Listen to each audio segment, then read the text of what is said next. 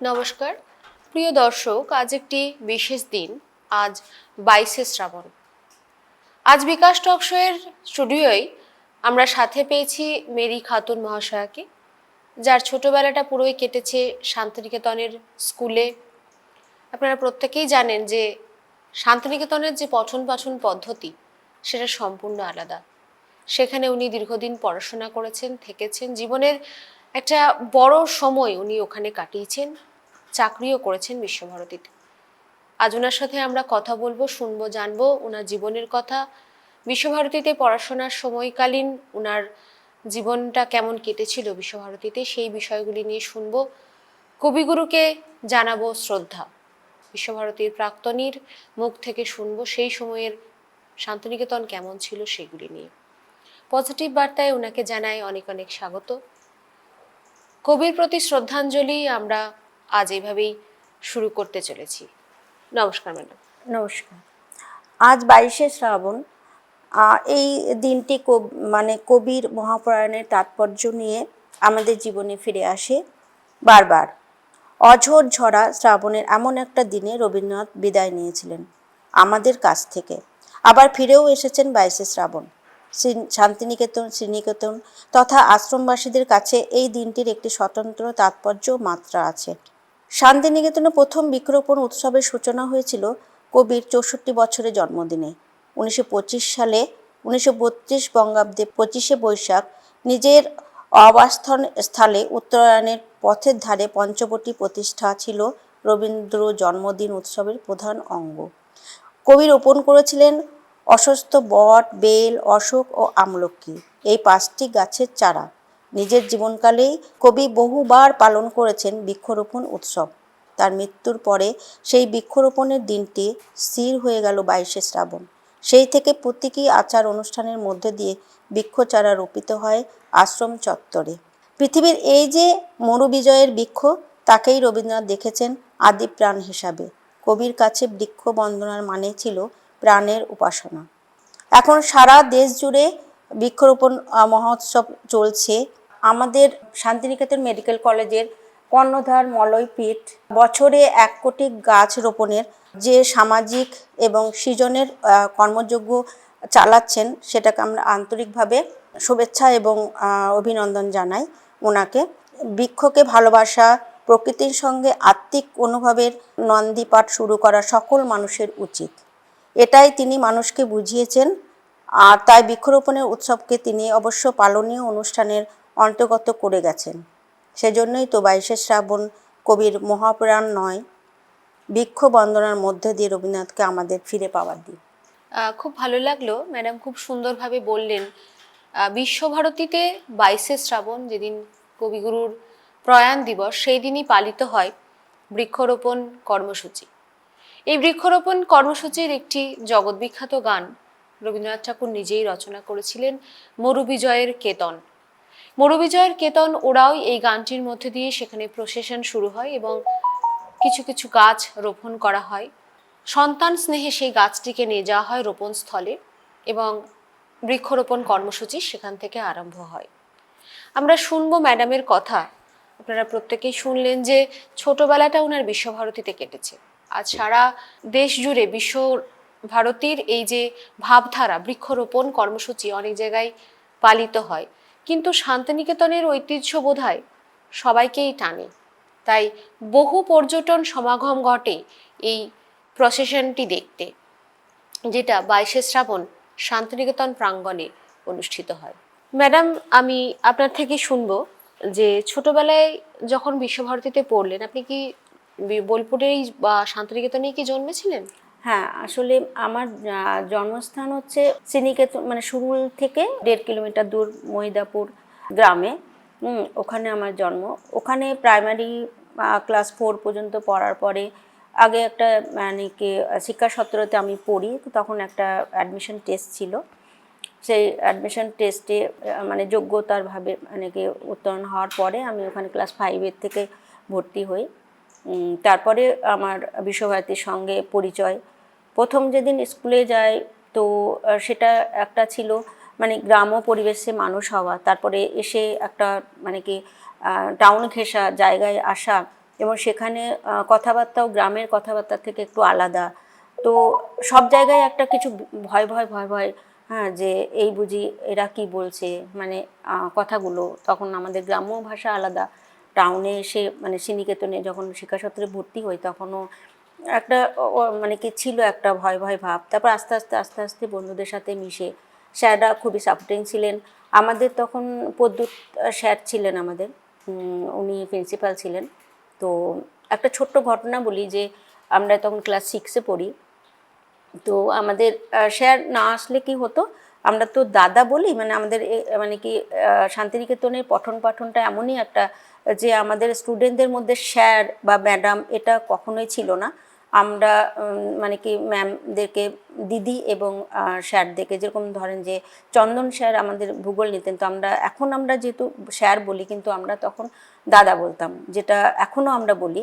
তো সেরকম চন্দন দা বা নন্দিনী দি বা শিলাদি, মানে এরকম টাইপের দিদি এবং দাদা, এই সম্পর্কটা আমাদের মধ্যে ছিল। আমাদের মধ্যে কোনো স্যার বা ম্যাডাম ছিল না। তো তখন আমাদের ভূগোল ক্লাস ছিল, চন্দন দা আসেননি, বোর্ডে বড় করে লেখা যে চন্দন স্যার আজকে আসবে না। এবার আমরা তো রীতিমতো মানে কি খোলামেলা, আমাদের তো কোনো ঘর থাকে না, আমাদের খোলামেলা থাকে, আসন নিয়ে আমাদের বসতে হয়। তো এটাও একটা ঐতিহ্য শান্তিনিকেতনে, যে খোলামেলাতে ক্লাস হয় এবং আসন বাড়ি থেকে নিয়ে এসে আমাদেরকে বসতে হয়। তো আমরা যখন ওখানে বদমাইশি করছি, সবাই চিৎকার চেঁচামেচি করছি, পাশেই 9-এর ক্লাস হচ্ছে, আমাদের মাথাতে নেই, আমরা তখন ক্লাস 6-এ পড়ি। তো আমাদের স্যার প্রিন্সিপাল আসলেন, এসে বলছে তোমরা এইরকম কেন করছো, চলো তোমরা ক্লাসে চলো, তোমাদের মনিটরকে। আমাদের তখন মনিটরও হয়নি, হ্যাঁ। তখন আমরা বললাম যে স্যার আমাদের তো কোনো মনিটর নেই। তখন স্যার আমাদেরকে বললেন যে মেয়েদের থেকে একজন উঠে দাঁড়াও, ছেলেদের থেকে একজন। তো সবাই আমাকে উঠে দাঁড়া করালো, ছেলেদের মধ্যে একজন দাঁড়ালো। এবার যেহেতু আমাকে ওখানে আমার নামের আগে ছিল বেগম, তারপরে আমাদের দেবুদা বলে একজন স্যার ছিলেন ফিজিক্সের, ওনার ছেলে বাদশা। তো ওরা কী করলো, স্কুল মানে আমাদের ক্লাসটাই এমনই একটা মজা করলো যে বাচ্চাকে উঠালো, এবং সে আর আমারও মানে পেছনে যেটা ছিল সেটা বেগম। তো বাদশা আর বেগম, হ্যাঁ। তো তখন স্যার বলছে কি নাম, বলে ও বাদশা, এ বেগম। বলে আচ্ছা ঠিক আছে। তো বাদশা বেগম ঝমঝমঝম, এবং এরাই দুজন থাকলো হচ্ছে মনিটর। তো এটা একটা মজার ছিল। এবং আমাদেরকে তখন বলেছিল যে শোনো, তোমরা দুষ্টুমি করছো, তা তোমরা লিখবে, আমি একজন দুষ্টু ছেলে, ছেলেরা লিখবে, মেয়েরা লিখবে আমি একজন দুষ্টু মেয়ে। তো আমরা যথারীতি লিখতে শুরু করি। তো ওখান থেকে আমার লেখালেখি, আমি যে আজকে সাহিত্যিকে আমার যে মেরি খাতুন নামটা যে হয়েছে, আজকে বিভিন্ন পত্রপত্রিকায় বের হচ্ছে, তো ওখান থেকেই আমার হাতে খড়ি, প্রদ্যুৎদার মানে অনুপ্রেরণায় আমার হাতে খড়ি। আমার ওই লেখাটা যখন আমি সাহিত্য সভায় বলি, তখন সত্যি করে হাততালিতে পুরো হল ভরে গিয়েছিল আমাদের সাহিত্য সভায়। তো এইগুলোকে খুব মিস করি, এই ছোট ছোট ছোট ছোট ঘটনাগুলোকে। আমরা এখনকার বাচ্চারা তো এগুলো পাই না। আমাদের প্রত্যেকটা মঙ্গলবার করে সাহিত্য সভা হতো, এবং শিশু বিভাগ, আদ্য বিভাগ এবং মধ্য বিভাগ। তো এইগুলোকে আমরা এখন ভীষণ মিস করি। কোনো মানে আমাদের যে রিলেশনটা ছিল তখন, বন্ধু বান্ধব বা আমরা, এখন তো সেটা হারিয়েই গেছে। এবং শান্তিনিকেতনেও এখন অনেক পরিবর্তন হয়েছে, কিন্তু তবুও শান্তিনিকেতন শান্তিনিকেতনই। তো তারপরে আমার তো পড়াশোনা বেশি দূর এগোয়নি, বিশ্বভারতীতে আমি উচ্চশিক্ষা সদন পর্যন্ত পড়েছিলাম। তারপরে আমার পরবর্তী মানে উচ্চ মাধ্যমিকের পরে আমার বিয়ের পরে আমার পড়াশোনা মালদায়, যেহেতু মালদা, ওখানে আমি বাংলা অনার্স নিয়ে পড়াশোনা করি। তারপরে তো বিশ্বভারতীতে আমি যখন স্টুডেন্ট 11-12-এ পড়তাম, যখন উচ্চশিক্ষা সদনে, তখন আমাকে আমাদের গ্রামের মানে কি বিশ্বভারতী পল্লী সংগঠন বিভাগ যেটা আছে, ওখান থেকে 24টা গ্রামকে তুলে নেওয়া হয়। সেই 24টা গ্রাম থেকে তখন একটা কর্মসূচি হতো, একটা প্রজেক্টের মতো। সেটা হচ্ছে অ্যাডাল্ট এডুকেশন, হ্যাঁ, সেন্ট্রাল গভর্নমেন্টের সেটাও ছিল। আর হচ্ছে ব্রতচারী, যেটা হচ্ছে প্রত্যেক শ্রীনিকেতন মেলায়, যেটা প্রত্যেক মানে অনুষ্ঠান সূচিতে, যেদিনকে শ্রীনিকেতন মেলা প্রতিষ্ঠা দিবস, সেই দিনে ওটাকে দিয়ে উদ্বোধনটা করা হয় মেলার। তো ওই ব্রতচারীটাও আমি ছিলাম আমাদের গ্রামের মধ্যে থেকে লিডার। এবং প্রত্যেক মাসে সেমিনার হতো, এবং আমরা সারাটা বছর বাচ্চাদেরকে ব্রতচারী খেলাটা কী জিনিস, এখন যেটাকে যোগা বলি, কিন্তু আগে ওটাই আমরা ব্রতচারী বাচ্চাদেরকে শেখাতাম। যে কিভাবে মানে হেলথকে ভালো রাখা যায়, কিছু ব্যায়াম, সেটাকে দিয়েই আমরা শ্রীনিকেতনের মেলাটাকে উদ্বোধন করতাম। এই 24টা গ্রামের ছেলে মেয়ে এসে ওই মেলাটা উদ্বোধন করা হতো শ্রীনিকেতন। এটা একটা খুব মজার ব্যাপার ছিল। আর হচ্ছে অ্যাডাল্ট এডুকেশন, যেটা মানে যারা স্কুল ছুট, বয়স্ক যারা ধরেন যে 18 বছরের পরে এবং 16 বছর, তো গ্রামে তো সেইভাবে পাওয়া যেত না কাউকে, কারণ হচ্ছে অনেক আগেই বিয়ে দিয়ে দেওয়া হয়। তো সেগুলোকে সচেতন করার জন্য যে অল্প বয়সে বিয়ে না দেওয়া, বাড়িতে বাড়িতে যারা নিরক্ষর তাদেরকে স্বাক্ষর করা এবং তাদেরকে বলা যে কোনো জায়গায় আঙুল ছাপ না দিয়ে তোমরা নিজেরা লিখবে, দেখো নিজের নামটা যখন তুমি স্বাক্ষর করবে তোমার কত আনন্দ হবে। তো এইভাবে মানে কি প্রত্যেক দিন ক্লাস করা হতো 8টা থেকে 10টা পর্যন্ত। আর প্রত্যেক মাসে আমাদের একটা সেমিনার হতো। এটা আমি 2 বছর করেছিলাম। তারপরে আমার বিয়ে হয়ে যায়, তারপরে ওই কাজটাও আমার হাত থেকে চলে যায়, কারণ বিয়ের পরে তো আমি মালদা আর বোলপুর, এটা তো অসম্ভব ব্যাপার। শান্তিনিকেতনের মানে যে ঐতিহ্য সেটা তো কোনোদিনও বিলীন হবে না, যেটা মানে কি আজও যেটা বহন করে চলছে রবীন্দ্রনাথ এবং তার মানে আশ্রমবাসীরা। আর যেটা যে ঐতিহ্য মানে কি যে হলকর্ষণ, বৃক্ষরোপণ, বর্ষামঙ্গল, আরও বসন্ত উৎসব, সবথেকে বড় উৎসব বসন্ত উৎসব, তো সেখানেও আমরা পার্টিসিপেট করেছি ক্লাস একদম 5 থেকে একদম নিয়ে একদম 11-12 পর্যন্ত। তো এখন হয়তো অনেক চেঞ্জ হয়েছে, কিন্তু আমাদের মানে যখনই এই দিনগুলো আসে বসন্ত উৎসব, বৃক্ষরোপণ, হলকর্ষণ, তখন কিন্তু আমরা চলে যাই সেই পেছনে। মনে হয় যে আমিই নাচছি, মনে হচ্ছে ইস আমি হয়তো বা গানটা করছি, এরকম টাইপের হয়। আমরা সত্যি করেই আমাদের এই শান্তিনিকেতনকে জীবনে কখনো ভুলবো না। এটা আমাদের মানে কি লাইফের একটা মূল্যবান মানে কি সেই দিকগুলো ছিল এবং এখনও থাকবে। শান্তিনিকেতন শান্তিনিকেতনই। হ্যাঁ, যখনই তার কথা মনে পড়ে সত্যি করেই মানে ভাষা হারিয়ে ফেলি। আমরা আপনার কথার মধ্যে শুনলাম আশ্রমবাসীদের কথা বললেন। আশ্রমবাসীদের জীবনশৈলীটা কিরকম? আশ্রমবাসী বলতে এখন তো ধরুন যে আগে যেটা আশ্রমবাসী ছিল, যেখানে ওখানে যে ছাত্রাবাস বা বাইরের থেকে যারা এসে পড়াশোনা করতো আর আশেপাশে যারা পড়তো, তারা তো প্রত্যেক দিন এসে প্রতিদিন সাইকেলে করে হোক বা যেমন হেঁটে হোক তারা বাড়ি চলে যেত। তো সেটা তো আর আশ্রমের মধ্যে পড়ছে না। কিন্তু যারা আশ্রমবাসী তারা বেশিরভাগই হোস্টেলে যারা থাকতো তাদেরকেই বেশিরভাগই বলা হয় যে ওরা আশ্রমবাসী। কিন্তু ওরাই বেশি সব কিছুতে, যেরকম বৈতালিক টৈতালিক যেগুলো হতো সকালে মর্নিংয়ে, হ্যাঁ, তো ওরা সেগুলোতে পার্টিসিপেট করতো, বাইরে থেকে তো বেশিরভাগই আসতো না। হ্যাঁ, তো ধরেন যে সেই দিক থেকে ওরা সব কিছু বেশিরভাগই ওরা মানে আশ্রমের যে সুযোগ সুবিধাগুলো সেগুলো ওরাই পেত। হ্যাঁ, আশ্রম বলতে মানে কি যেটা শান্তিনিকেতনে সেটা হচ্ছে যে মানে খোলা নিচে মানে আশ্রমের মতো, যেটা বসে এক জায়গায় ক্লাস করা, এই যে মানে গ্রুপ করে করে নাচ করা যে বৃক্ষরোপণের সময় বা এই যে বসন্ত উৎসবের সময়, এইটাই একটা মানে কি আশ্রমের একটা ঐতিহ্য বহন করে নিয়ে যায়। আপনার বাড়ি বললেন শান্তিনিকেতন থেকে কিছুটা দূরে ইলামবাজারের হ্যাঁ, কাছাকাছি একটা মহিদাপুর। গ্রামে মহিদাপুরে।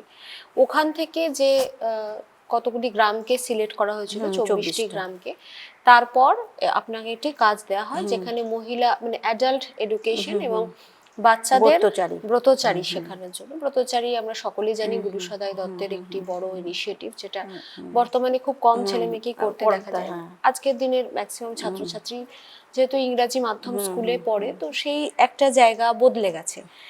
এই যে অ্যাডাল্ট এডুকেশনের সঙ্গে যুক্ত হলেন, এখানে কিভাবে কাজ করতে হতো? সেখানে কি গ্রামে গ্রামে গিয়ে আপনারা মহিলাদের সচেতন করতেন? আমাদের যে 24টা গ্রাম ছিল, সেই 24টা গ্রামের ক্লাবের যে সম্পাদক তিনি ঠিক করতেন যে মানে কাকে কাকে নেওয়া হবে, এবং সেই হিসাবে পল্লী সংগঠন বিভাগে ক্লাবকে বলা হতো যে তোমাদের গ্রাম থেকে ছেলেদের তরফ থেকে একজন, মেয়েদের তরফ থেকে মহিলাদের তরফ থেকে একজনকে নিয়ে তোমরা এই কর্মসূচিটাকে সুষ্ঠুভাবে পরিচালনা করার জন্য। তো সেক্ষেত্রে আমাদের মানে কি আমাকে দায়িত্ব দেওয়া হয়েছিল এবং আমার পার্টনার হিসাবে আরেকজনকে দেওয়া হয়েছিল ছেলেদের। তো উনি হাই স্কুলের টিচার ছিলেন, আমি তখন স্টুডেন্ট। তো মানে কি আমরা দুজন মিলে, উনি ছেলেদের আমি মেয়েদের ব্রতচারিতা করাতাম, উনি ছেলেদের পড়াতেন আমি মেয়েদের পড়াতাম, এইভাবে চলতো। আর হচ্ছে আমাদের যে সেমিনার হতো প্রত্যেক মাসে, মান্থলি যেটা, সেটাতে ওই 24টা গ্রামের যে আমরা যে দুজন করে যে পার্টিসিপেন্ট আছে, একটা ছেলে একটা মেয়ে, ওনারা আসতেন এবং ওখানেই আমাদের যাবতীয় জিনিস দেওয়া হতো। ধরুন যে কিট, যেটা বাচ্চাদের মানে আমরা অ্যাডাল্ট এডুকেশন যে পড়াচ্ছি, শুধু তো বইপত্র নিয়ে পড়াতে গেলে তো ওরা তো পড়বে না, তো ওদেরকে বিভিন্ন রকমের খেলনা দেওয়া হতো, স্লেট পেন্সিল, কার্ডের মাধ্যমে ওদেরকে তখন পড়ানো হতো যে এইভাবে, যেরকম টাস খেলা যেরকম হয় ওরকম টাইপের একটা খেলার মাধ্যমে আমরা ওনাদেরকে যাতে আগ্রহ হয় সেইভাবে ওদেরকে নিয়ে আসতাম যে এইভাবে এইভাবে হবে। তো কিছু কিছু জিনিস থাকতো যেটা এন্টারটেনমেন্ট করার জন্য ওদের, তারপরে ওরা আসতো। আর মানে ব্রতচারিত, সেটা তো একটা এন্টারটেনমেন্ট ছিল, যেটা প্রত্যেক দিন বিকালবেলায় হতো 6টা থেকে 7টার মধ্যে। আর তারপরে আমাদের নাইটটা ছিল 8টা থেকে 10টা। তো আমাদের ওখানে সেমিনার হতো, সেমিনারে কখনো কখনো দিল্লি থেকেও সেন্ট্রাল থেকেও আসতেন। তখন আমাদেরকে থাকতে হয়েছিল পলিসা গঠন বিভাগে, ওখানে আমাদের যেটা বিএডের যে ট্রেনিং সেন্টার, সেখানে আমরা ছিলাম এবং প্রায় 1 মাস আমাদের ট্রেনিং দেওয়া হয়েছিল যে কিভাবে কিভাবে করা হবে। আর সেই কর্মসূচিগুলো আবার আমাদের ওই সেমিনারে বলা হতো। কিন্তু ওই 24টা গ্রাম থেকেই আসতো, আমরা কিন্তু কোনো গ্রামে যেতাম না, কারণ ওখানেই শেখানো হয়ে যেত। হ্যাঁ, যে এই করতে হবে ওই মানে একটা সেমিনারে কর্মশালা তৈরি হতো। হ্যাঁ তৈরি হতো। সেই কর্মশালাতে সবাই সবার অভিজ্ঞতা বলতো যে আমি কিভাবে কি করব, আমার এই প্রবলেম, কেউ আসছে না, আমি কিভাবে তাদেরকে নিয়ে আসব। হ্যাঁ, কেউ হয়তো বলতো যে আমার 4-5 জন আসছে, তার বেশি আসছে না, তাকে আমি কিভাবে, তাদেরকে আমি কিভাবে বলে বলে নিয়ে আসবো। এই সবগুলো আমরা ওখান থেকে শিখতাম যে এইভাবে এইভাবে তোমরা বলো, হ্যাঁ, তাদেরকে সচেতন করাও, না করালে কি করে হবে, আমরা শিক্ষিত, আমরা তাদেরকে সচেতন করে আমরা আমাদের পাশে তাদেরকে নিয়ে আসবো। তো এইভাবে আমরা কাজগুলোকে করতাম। বর্তমান যে শিক্ষা পদ্ধতি এবং রবি ঠাকুরের যে শিক্ষা পদ্ধতি, তার মধ্যে যে ফিলোসফির ডিফারেন্স, সেটাকে কতখানি সমর্থন করেন? শান্তিনিকেতন যেটা আশ্রমে পড়াশোনা, রবীন্দ্রনাথ ঠাকুর যেটা করে গেছেন, এখনকার পড়াশোনার সাথে তো একদমই ম্যাচিং হয় না। কারণ হচ্ছে যে আমরা বাংলা ভাষা, এই যে এত আন্দোলন চলছে বাংলা ভাষাকে নিয়ে, বাঙালিদেরকে বলছে তোমরা বাঙালি না, তোমরা বাংলাদেশি, এই যে চলছে, হ্যাঁ, এখানে কিন্তু পড়াশোনার মানটা কিন্তু আমাদের আস্তে আস্তে আস্তে আস্তে অনেক, বাংলা মাধ্যমটা এখন বেশিরভাগ মা বাবা ইংলিশ মিডিয়ামে পড়ালেই মানে বাঁচি আর কি, ইংলিশ শিখলে ভালো, হ্যাঁ, সকালে উঠে গুড মর্নিং, হ্যাঁ, বা গুড নাইট বলে যে রাতে শুতে যাওয়া, এই যে বাচ্চাদেরকে এগুলো মানে কি করছে, তাতে কি হচ্ছে বাংলা ভাষাটা আমরা কোথায় যেন হারিয়ে যাচ্ছে, বিলীন হয়ে যাচ্ছে বাংলা ভাষা। কিন্তু আমরা রবীন্দ্রনাথের ক্ষেত্রে দেখেছি, আমরা যখন ক্লাস 5-এ পড়ি আমাদের বাংলা বই ছিল অনেক, হ্যাঁ, মানে কি আমাদের পাঠ্য বই বাংলা অনেক ছিল, শকুন্তলা, হ্যাঁ, তো মহাভারত, ছোটদের মহাভারত, রামায়ণ, হ্যাঁ, তো আমরা এইগুলো দিয়ে না আমরা মানে কি পুরো মানে মনে হয় জগৎটাকেই জেনেছি, যে ওনার চোখ দিয়ে আমরা আমাদের জগৎটাকে দেখেছি, যে পড়েছি আমরা বিভিন্ন গল্পের বইয়ের মাধ্যমে, পাঠ্য বই, সহজ পাঠ, এটা তো নাই এখন। সহজ পাঠে যে আমাদের মুখস্থ হয়ে যেত, মানে পড়তে পড়তে 1-2 লাইনের পরে হচ্ছে কবিতার মতো করে আমরা বলা, আর সহজ পাঠটাকে পুরো আমাদের, কিন্তু এখন আমাদের বিদ্যাসাগরে যেটা ঐক্য বাক্য মাণিক্য যেটা বর্ণমালা, তো এখন তো সেগুলো পড়ে না, এখন বেশিরভাগই বাংলা মিডিয়াম থেকে তো চলে যাচ্ছে ইংলিশ মিডিয়ামে। আর হচ্ছে কি যে বাংলাটা মানে নিজের যে আমাদের যে বাঙালি, সেই বাঙালির ঐতিহ্যটাকে আমরা হারিয়ে ফেলছি। হ্যাঁ, কিন্তু সেটা রবীন্দ্রনাথের ওখানে পড়লে এখনও আছে, যে ওনার যে ভাবধারা, সে ভাবধারা এখন আছে, কিন্তু কজন আর বাংলা মিডিয়ামে পড়াচ্ছে বা এসে শিক্ষা সত্রে বা পাঠভবনে ভর্তি করছে, বেশিরভাগই তো সব ইংলিশ মিডিয়াম। কিন্তু এটা একটা দুঃখের বিষয় যে আমরা মানে নিজের ভাষাটাকে হারিয়ে ইংলিশটাকে আবার নতুন করে, মানে ব্রিটিশ যাকে বলে, সেটাকে আমরা আবার আয়ত্তে নিয়ে আসছি, এটা খুব দুঃখের ব্যাপার। এখন আজকে ঝুলন যাত্রা এই সময়টা চলছে এবং আগামীকাল রাখি পূর্ণিমা। রাখি পূর্ণিমা একটি বিশ্বভারতীর অত্যন্ত গুরুত্বপূর্ণ অনুষ্ঠান। এই রাখি পূর্ণিমার প্রচলন রবি ঠাকুর এখানে কিভাবে আনেন, এবং শুধু বোলপুর শান্তিনিকেতন বিশ্বভারতী ক্যাম্পাসের মধ্যে যেটা আবদ্ধ থেকে গেছে তা কিন্তু নয়, না, বিশ্বভারতী ক্যাম্পাস সংলগ্ন মোটামুটি 10 থেকে 15 কিলোমিটার পর্যন্ত পরিসরের সমস্ত জায়গায় কিন্তু রাখি পূর্ণিমা খুব সমারোহের সঙ্গেই পালিত হয়। সেটা কিভাবে এখানে প্রচলন করেছিলেন? সব থেকে যেটা বড় ব্যাপার, রাখি পূর্ণিমা একটি হিন্দু ধর্মের উৎসব হলেও জাতি ধর্ম নির্বিশেষে সবাই সেখানে সবাই অংশগ্রহণ করেন এবং বলতে পারেন এটা মৈত্রীর বন্ধন। এই জিনিসটা কিভাবে চালিত হলো? যখন বঙ্গভঙ্গ আন্দোলন শুরু হয়, মানে যখন রবীন্দ্রনাথ ঠাকুর যখন দেখছেন যে দেশের দিক হিন্দু মুসলিম বিদ্বেষের মধ্যে দিয়ে যাচ্ছে, তখন উনি এটাকে মানে ভাই বোনের মানে বন্ধনে, ভাই ভাই আমরা এক, কাঁধে কাঁধ মিলিয়ে আমরা চলবো, এইটাকে মানে কি উনি মানে কি এই সূচনাটাকে মাথায় রেখে উনি যে আমরা কখনোই মানে কি ভাই ভাই থেকে, ভ্রাতৃত্বের বন্ধন থেকে যাতে আমরা মানে কি দূরে সরে না যাই, সেই থেকেই উনি এটাকে শুরু করেছিলেন রাখি বন্ধন উৎসব। এবং সেটা মানে কি বিশাল আকার নেয়, মানে কি যেহেতু রবীন্দ্রনাথ ঠাকুর এটাকে নিজে মানে কি পরিচালনা করেছিলেন, নিজে সৃষ্টি করেছিলেন, তো তারপর থেকে এটা মনে করেন যে জাতি মানে কি নির্বিশেষে এটাকে সবাই পালন করে, হিন্দু বলেন মুসলমান বলেন, একটা কোনো একটা নির্দিষ্ট জাতির জন্য ছিল না। হ্যাঁ, এটা উভয় সব জাতির জন্যই। এবং সেটা ওই প্রভাত ফেরি দিয়েই এটাকে রাখি, যাকে দেখতে পাওয়া যায় তাকেই রাখি পরাও, এটা একটা মানে এখন আস্তে আস্তে এটা একটা প্রচলন হচ্ছেও। মানে মানুষ তো ধরুন যে একটা বিকৃত মস্তিষ্কের হলেও আজকের দিনে ধরুন যে এই কালকে যে রাখি পূর্ণিমা উৎসব, এটা কিন্তু মানে নির্বিঘ্নে চলবে, এটা কিন্তু সব জায়গায় চলবে। এটা কিন্তু ভ্রাতৃত্বের বন্ধন, এটা বন্ধন আমাদের চিরদিনই অটুট থাকবে। এটার কখনো মানে কি শেষ হবে না বা শেষ পরিণতির হবে না। আর রবীন্দ্রনাথ ঠাকুরের যেটা ঐতিহ্য সেটা বজায় থাকবে। অবশ্যই ম্যাডাম, কারণ মৈত্রীর বন্ধন পৃথিবী থেকে মুছে যাওয়া মানে একটা অনেক বড় লস। এটা পজিটিভ বার্তার মঞ্চে আমরা ভাবতেও পারি না। আমার একটা প্রশ্ন আছে, এই শান্তিনিকেতনের পরিসরে শ্রীনিকেতন জায়গাটির সম্পর্কে যদি আমাদের একটু জানান, কারণ ওখানে বিভিন্ন ধরনের কোর্স করা হয় যেগুলো কিন্তু খুব একটা প্রচলিত নয়, সেইগুলো কিভাবে মানুষ যোগাযোগ করতে পারে, বা শ্রীনিকেতনে যে উন্নয়নমূলক কাজগুলো হয়, কারণ এসএসডিএ শান্তিনিকেতন শ্রীনিকেতন ডেভেলপমেন্ট অথরিটি, তো শ্রীনিকেতনের কাজগুলি নিয়ে মানুষ কিন্তু খুব একটা জানে না। যারা বোলপুরে বা শান্তিনিকেতনে থাকে তারা সচেতন, কিন্তু তারা জানে না শ্রীনিকেতনে কি ধরনের কাজগুলি হয়ে থাকে, তো সেটা যদি একটু বলেন। শ্রীনিকেতনে কাজ বলতে যে পল্লী সংগঠন বিভাগ, যেটা আমি বললাম যে পল্লী সংগঠন বিভাগ একটা আছে, যেটা গ্রাম্য মানে গ্রামের মানুষদেরকে নিয়ে কাজ হয়। এটা হচ্ছে রবীন্দ্রনাথ ঠাকুর রথীন্দ্রনাথ যখন এগ্রিকালচার উনি পড়িয়েছিলেন ওনার মানে কি ছেলেকে, উনি যখন বিদেশ থেকে পড়ে আসেন যখন এগ্রিকালচার, তারপরে উনি এখানে এগ্রিকালচারটা শুরু করেন।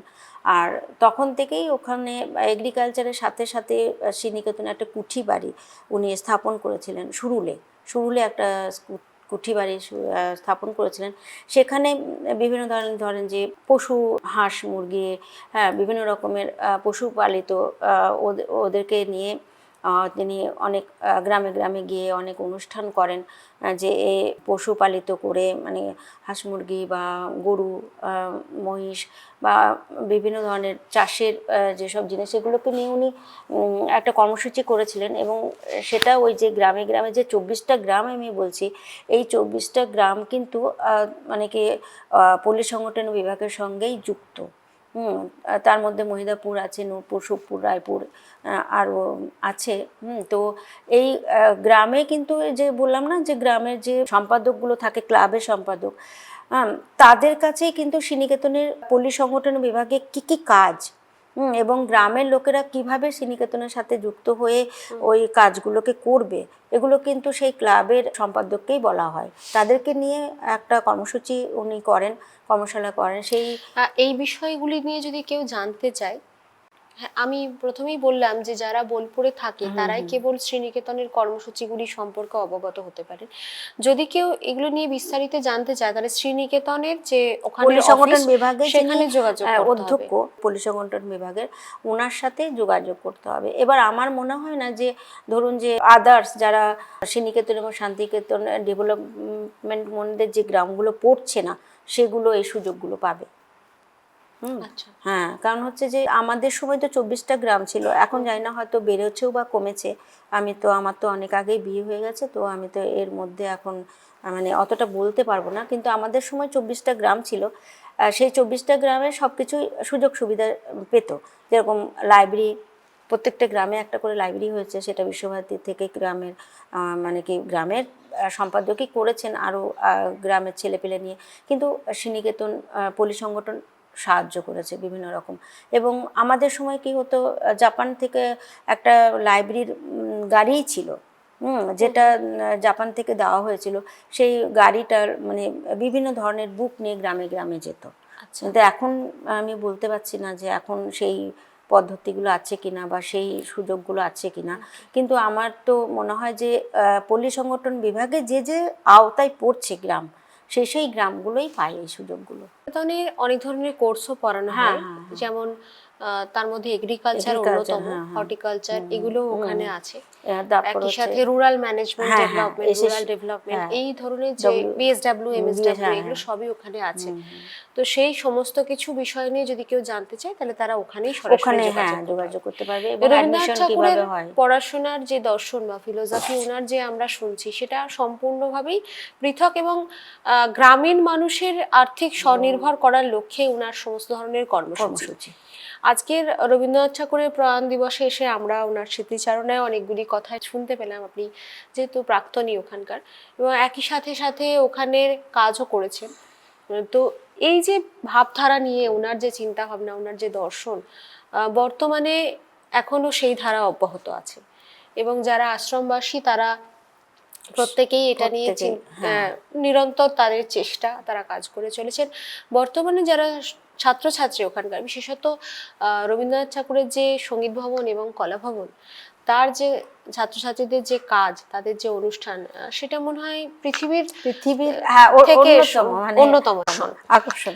তো এইভাবেই রবীন্দ্রনাথ ঠাকুর একটি চিন্তা ভাবনা করেছিলেন বিশ্বভারতীর ওনার এই স্বপ্নের যে স্থান, সেখানে যতবার আসি যতবার, তাই বোধহয় প্রত্যেকটি প্রাক্তনী বলে যে আমাদের শান্তিনিকেতন সে যে সবতে আপন। তো আমরা এইভাবেই আজকে কবি স্মরণ রাখলাম। আপনারা সকলেই শুনলেন, সকলেই আজকে যদিও একটি দুঃখের দিন, কিন্তু রবি ঠাকুর আমাদের মধ্যে আছেন এবং চিরন্তন থাকবেন। কারণ প্রতিটা লাইনে যারা বাঙালি আমরা, তারা রবি ঠাকুর ছাড়া মানে আমরা ভাবতেই পারি না। তাই হতে উনি লিখেছিলেন যে আজই হতে 100 বর্ষ পরে কে তুমি পড়েছো বসে আমার কবিতাখানি।